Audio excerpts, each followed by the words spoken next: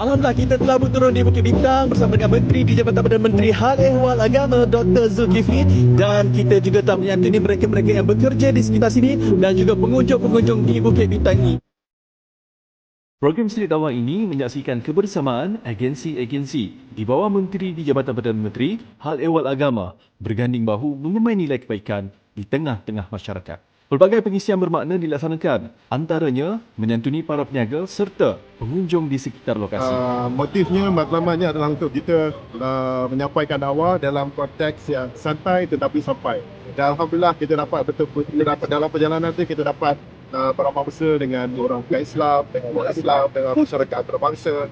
Jadi kita merasakan bahawa negara kita ini adalah negara yang begitu harmoni dan damai, dan kita ingin meneruskan lagi usaha kita untuk memupuk perpaduan.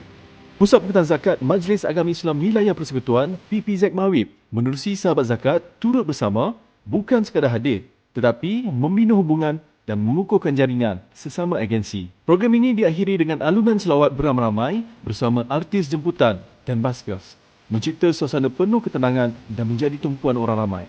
Satu penutup yang sederhana namun syarat dengan makna. Assalamualaikum.